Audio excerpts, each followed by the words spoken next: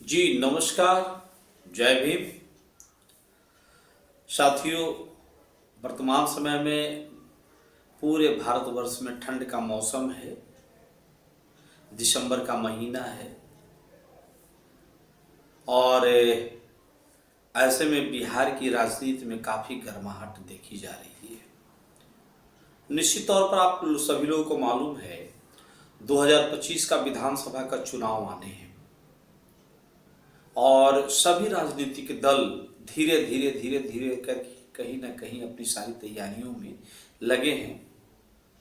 जैसा कि बिहार में 243 विधानसभा है और वर्तमान में दो धुरी, एक एनडीए का और एक यूपीए का, अपनी अपनी दावेदारी मुस्तैदी के साथ रख रहे हैं। और ऐसे में कुछ ऐसे दल भी हैं जो इतर हैं, अर्थात दोनों दलों से अलग अपनी विचारधारा के साथ जनता की सेवा में स्वयं को समर्पित होने का दावा कर रहे हैं। और ये देखा गया है कि 2-3 दशकों में बिहार की जो परिस्थितियां बनी है उसमें काफ़ी उछाल और गिरावट की परिस्थितियां रही है। खास करके जनता के संदर्भ में हम आज कहने के लिए आप सब लोग के सामने आए हैं।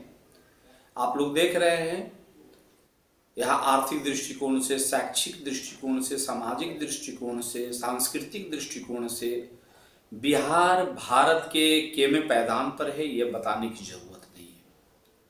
जो अनुभवी लोग हैं, जो अपने आप को सुपीरियर मानते हैं, अपने आप को एरिस्टोक्रेट मानते हैं, अपने आप को ब्यूरोक्रेट्स मानते हैं, जो जनहित में अपने आप को समर्पित भाव से दिखाने की कोशिश कर रहे हैं या तो लगे हैं, उन लोगों को मालूम है कि उनका योगदान क्या है, चाहे वो शिक्षा नीति हो या किसानों के प्रति हो, बेरोजगारों के प्रति हो। जो ज्वलंत मुद्दा है रोजगार का, शिक्षा का, स्वास्थ्य का, जनसंख्या के दृष्टिकोण से भले ही हम बहुत आगे हो गए हैं, लेकिन सर्वांगीण विकास की दशा दिशा को अगर देखी जाए तो हमारा स्थान भारत में किएमे पैदान पर है, ये बताने की आवश्यकता नहीं। छोटे से बच्चे भी आजकल जीके नॉलेज से, आज ये सोशल मीडिया का ज़माना है, गूगल से कहीं ना कहीं से कलेक्शन कर ले तो बिहार की परिस्थितियों को देखी जा सकती है।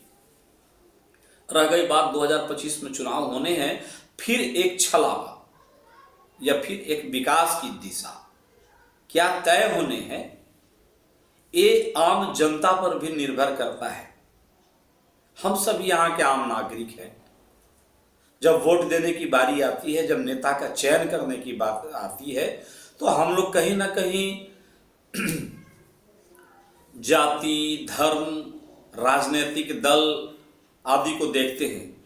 और जो राजनीतिक दल है, जिन नेताओं के नाम पर उम्मीदवार को पड़ोस देते हैं, उनको वोट देना हमारी मजबूरी हो जाती है। अहम बात है, यह जिम्मेवारी राजनीतिक दलों को सोचनी चाहिए कि हम ऐसे उम्मीदवार को क्षेत्र में भेजें या उनको चयनित करें जो जनहित के मुद्दे पर सोचे। देखिए, कोई भी पार्टियां हों, आज हम बिल्कुल किसी दल के भावना से नहीं बोल रहा हूं। हम ये कहना चाहते हैं कि वो पार्टियां कोई भी हो, अगर आप अपने उम्मीदवार को क्षेत्र में भेजते हैं तो क्या आपके पार्टी के प्रति उनकी लॉयल्टी रहती है?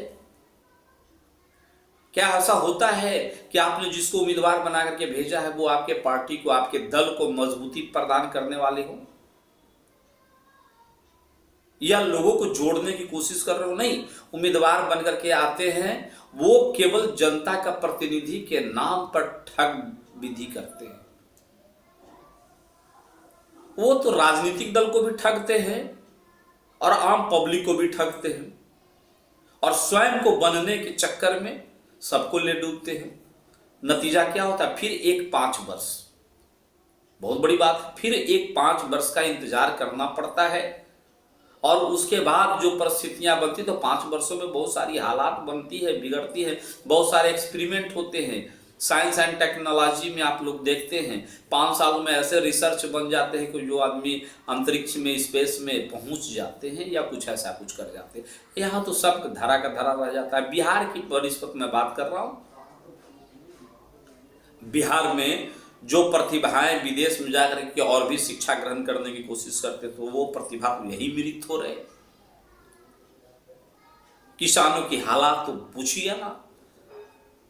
तो सारी परिस्थितियां कहीं न कहीं राजनीतिक दल और जनता को ठगने का काम करने वाले उम्मीदवार, ऐसे लोगों को ना तो जनता चयन करे और ना राजनीतिक दल चयन करे। बिल्कुल विकास की धारा समाप्त हो जाती है। कुछ ऐसे कारपोरेट पार्टियां आई है जिनका इंफ्रास्ट्रक्चर, जिनका विधि व्यवस्था इस रूप में परिणत हो रहा है। नए युग में हम लोगों को परिवेश करना होता है, करते हैं, लेकिन उनकी सारी तैयारियां पैसे के बल पे, बिल्कुल पैसे वालों के तरीके से की जा रही है। तो इन्वेस्टमेंट पॉलिटिक्स को एक बिजनेस के रूप में लोग देख रहे हैं और उसमें इन्वेस्टमेंट कर रहे हैं। जाहिर सी बात है कि जब वो आज इन्वेस्टमेंट करेंगे तो कल उनको कलेक्शन चाहिए होता है। जब वो कलेक्शन करेंगे तो ये किनको चूसा दूहा जाएगा, किसको दोहन किया जाएगा, या तो राज्य या जनता। हम आप उसका दोषी होंगे। बस एक अपील के साथ में मैं आज संक्षिप्त बातों को मैं आप लोगों के सामने रख रहा हूं। यदि हमें अपने बिहार को, अपने राष्ट्र को, अपने समाज को, आने वाली पीढ़ी को सुरक्षित रखना है या विकास करना है, तो इन बातों को गौर करना होगा कि हमारा उम्मीदवार कौन होगा, सरकार किसकी बनेगी, किसकी ना बनेगी, यह चिंतन तो होनी ही चाहिए। लेकिन सर्वप्रथम आपके क्षेत्र का उम्मीदवार कैसा होगा यह निर्भर करता है, तब सारी पॉलिसियां तय हो जाएगी। और जितने वैसे राजनीतिक दल हैं जो केवल सरकार बनाने की सोच से उम्मीदवारों को परोस देते हैं, दूसरी तरफ एक देखिए, एक राजनीतिक दल में एक और बातें हो रही है, यूपीए हो या एनडीए हो, दोनों गठबंधनों की बात को देखी जा रही है।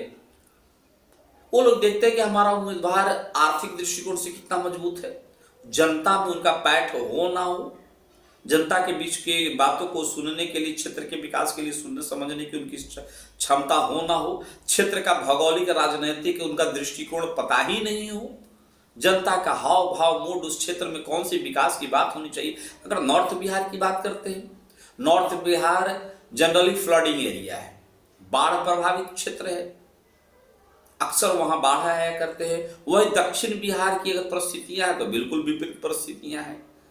तो उत्तर बिहार में वैसे जनप्रतिनिधियों की आवश्यकता होती है जो वहां की भौगोलिक और परिस्थितियों को देखते हुए वो कल्याण की बात को सोचता है।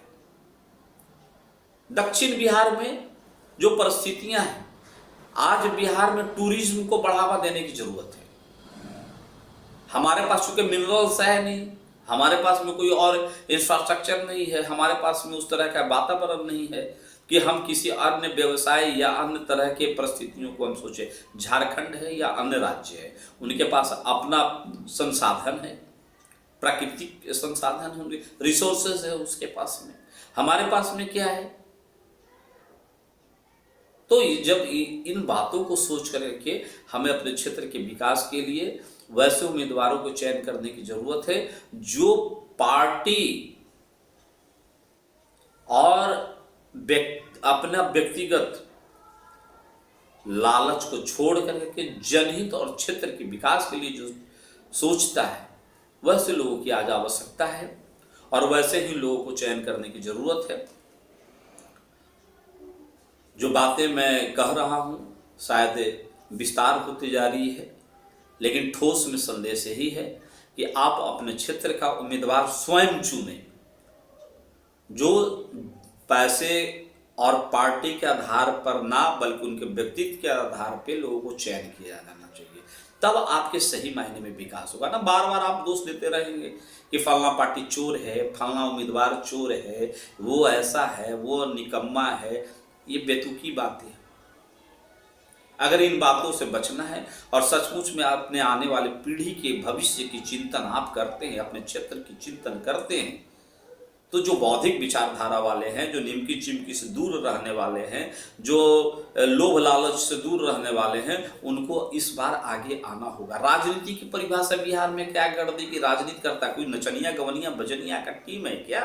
नचनिया गवनिया बजनिया कला संस्कृति का एक अंग है, वो बात नहीं कर रहे, छिछोरपन की बात कर रहे हैं।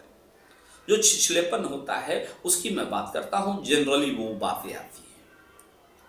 हमारे कलाकार बंधु इस बातों से माने ये नहीं, कलाकारों को भी देखिए, अब नचनिया गवनिया बजनिया पवनिया ये बातें कह दी जाती है, राजनीतिक नेताओं को वो बातें कह दी जाती है, यानी तुच्छ दृष्टिकोण से देखे जा रहे हैं। जबकि ना तो कलाकार, ना अभिनेता, ना नेता, ये शुद्ध शब्द है, वैसे नहीं होते हैं जिसकी माने ये आजकल के परिचर्चा में लोग लाते हैं, यह वैसे माने जाते हैं। आप लोगों से हाथ जोड़ करके विनती है, आप लोगों से अपील है, आम जनता से अपील है कि आप अपने बच्चों का भविष्य, आप अपने क्षेत्र का विकास का भविष्य और अपने नेता का चयन आप स्वयं करेंगे। इस आशय के साथ मैं पुनः आप लोग के सामने नई नई खबरों के साथ आता रहूँगा। आज इतना ही शेष है। धन्यवाद। मैं अशोक कुमार प्रियदर्शी, शिक्षाविद, सामाजिक कार्यकर्ता, जहानाबाद से आप सब लोगों को एक बार पुनः जय हिंद,